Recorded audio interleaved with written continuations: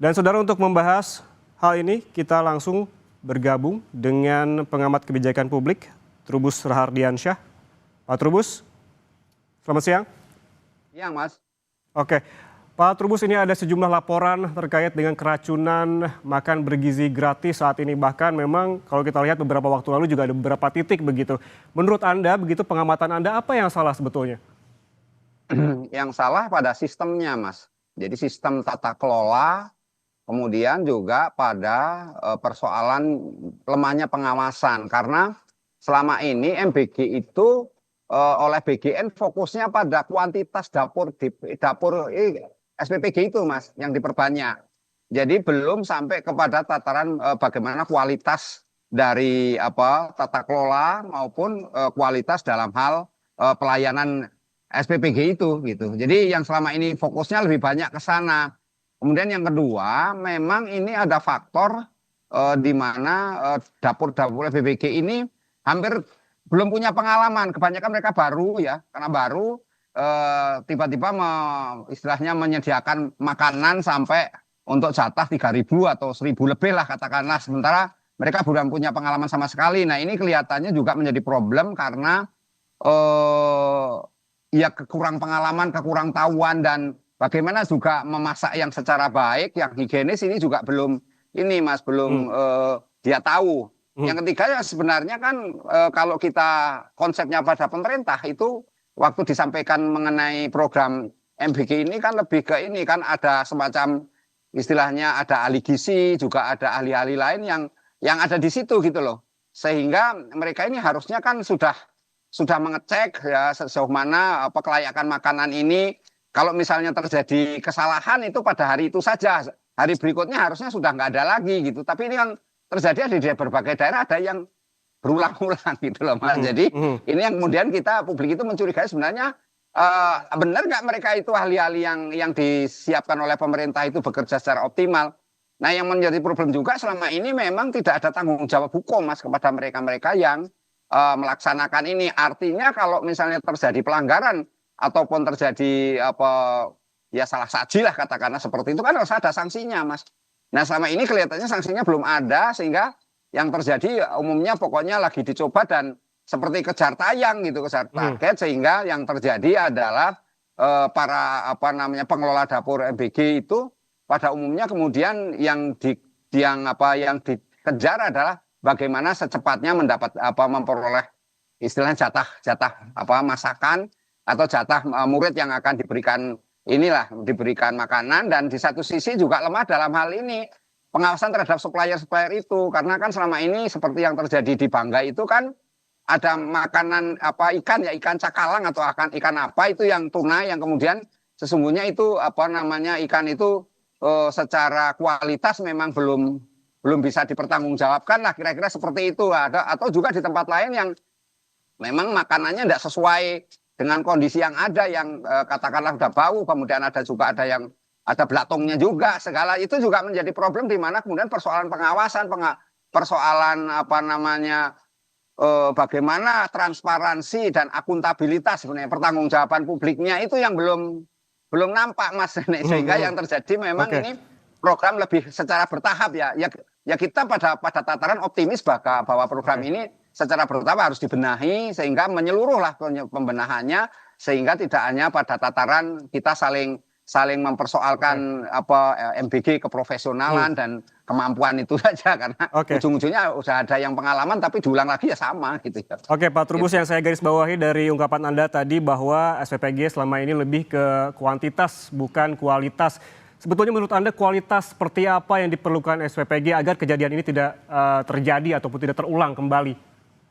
Iya, kualitas terutama dari sisi tata kelola, Mas. Dari tata kelola soal makanan yang disajikan, kemudian juga dari para tenaga yang memasak lah, setidaknya itu punya pengalaman, dan bagaimana juga dari sisi pengawasan bagaimana memastikan bahwa makanan yang diberikan itu higienis. Jangan sampai makanan yang terjadi selama ini kan makanan ada yang basi gitu ya, atau sudah dimasak terlalu lama atau terlalu awal, sehingga ini banyak hal-hal yang sudah diungkap oleh BGN ya, Badan Gizi Nasional. Tetapi yang jelas sebenarnya harapan publik adalah bagaimana kemudian persoalan-persoalan itu tidak berulang gitu, tidak berulang lagi. Tapi kalau kemudian munculnya berulang lagi, meskipun ada tataran pada ada SPBG-nya yang berbeda gitu ya, seperti yang di Bandung Barat ini kan berbeda, tapi juga ada SPBG yang sama lah. Ini juga hal-hal yang harus dibenahi secara keseluruhan gitu loh, Mas. Yang lainnya memang penting adalah memberikan sanksi, Mas.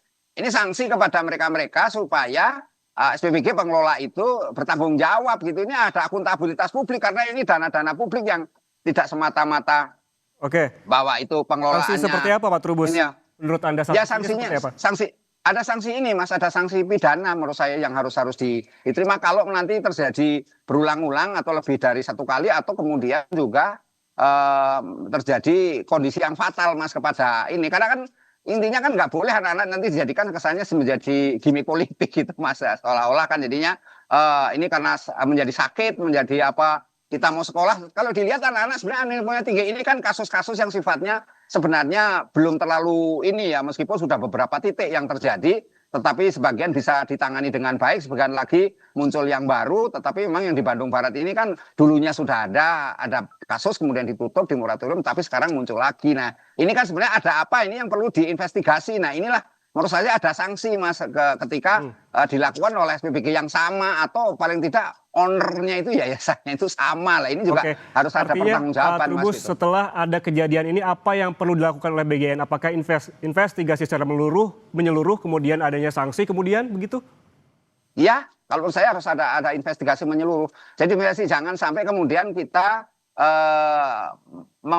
istilahnya melihat semua sama gitu loh, Mas, bahwa kan ada daerah-daerah yang sudah sukses menyelenggarakan, artinya memang berjalan baik dan publik animonya juga sangat tinggi, anak-anak juga senang sekolah gitu kan.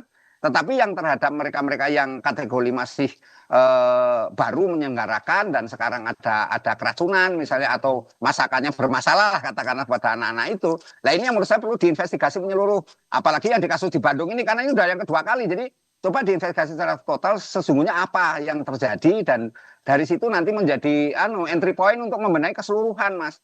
Nah, selama ini apakah mereka sudah ada patuh? Karena sudah ada aturan baru yang dikeluarkan oleh BGN kalau nggak salah yang bulan September itu mengenai ini semacam pertek, Mas, peraturan teknis yang apakah peraturan ini sudah disosialisasikan atau belum atau sudah dijadikan rujukan belum, kan ini juga harus dilihat seperti yang terjadi di Sleman itu kan sebenarnya juga karena apa? Karena dia menggunakan aturan yang lama, Mas, atau aturan perjanjian dengan BGN yang lama. Nah, ini juga harus dilihat apakah aturan-aturan yang baru yang dikeluarkan oleh BGN ini sudah dipatuhi atau belum. Ini juga harus dilihat secara keseluruhan.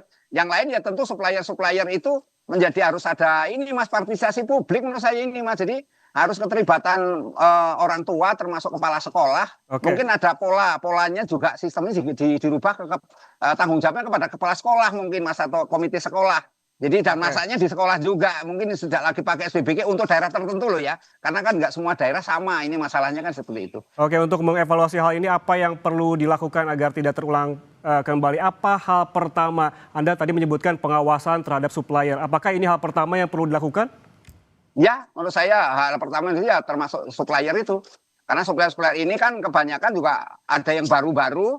Nah yang tentu yang kalau konteks yang lebih selain supplier lebih itu kan kaitannya dengan dapur SPBG sendiri yang SDM-nya kan dalam hal ini human resources-nya itu betul-betul sudah profesional atau sudah dikasih pelatihan. Yang penting juga ini, Mas, memang BGN ini harus proaktif ya menurut saya sebulan sekali harus melakukan evaluasi kemudian juga sering melakukan pelatihan ya. Jadi pelatihan kepada dapur SPBG ini, Mas. Jadi mereka-mereka itu dilatih cara masak yang baik seperti apa, kemudian juga melibatkan ahli-ahli gizi, ahli-ahli kesehatan juga ikut bertanggung jawab di situ gitu loh, Mas. Jadi jangan sampai kemudian seolah ini diserahkan pada SPBG sudah beres kan selama ini seperti itu. Nah, kedepannya harus ada keterlibatan publik juga di situ sebagai inilah ya istilahnya pengawas internal juga di dalamnya. Dan itu berkolaborasi dengan ini BGN dan BGN harus secara terbuka terhadap masukan-masukan yang ada karena memang setiap daerah itu berbeda-beda meskipun persoalan keracunannya sama tapi kalau lihat ini variannya itu memang sumber-sumbernya dari berbeda ya samanya itu pada jenis kualitas makanan dan pada jenis sajian makanan itu sendiri, Mas, dan anak-anak juga kan. Tetapi yang lain kan ada yang menurut saya yang tidak sama itu ya karakter jenis makanannya yang berbeda-beda tiap daerah itu, Mas. Oke, terkait kualitas makanan sebetulnya kemarin Kepala BGN sempat menyebutkan apa yang terjadi di Bandung Barat karena memang proses memasak yang memang terlalu jauh dengan dengan konsumsi di pagi harinya, begitu dilakukan masak di sore hari baru disalurkan besok paginya. Artinya BGN sebenarnya tahu problematika atau permasalahan ini. Menurut Anda seperti apa? Ya, menurut saya BGN sudah menyampaikan itu, artinya BGN kan sudah melakukan investigasi. Nah, investigasi itu kan harus ada tindak lanjut, Mas. Tindak lanjutnya adalah ada perubahan kan, perubahan dari sistemnya, kemudian juga perubahan dari pola-pola penyajian makanan dan termasuk kualitas dan sebagainya, Mas.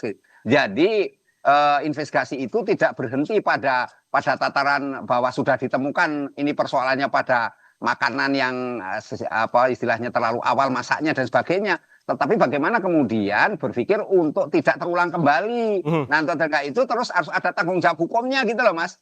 Jadi mereka-mereka yang mengulang itu dan yang sama ya harus diberikan sanksi. Terutama adalah dapur MBG itu, SPBG itu, pemilik owner-ownernya itu. Kan kita perjanjiannya kan dengan pihak yayasan.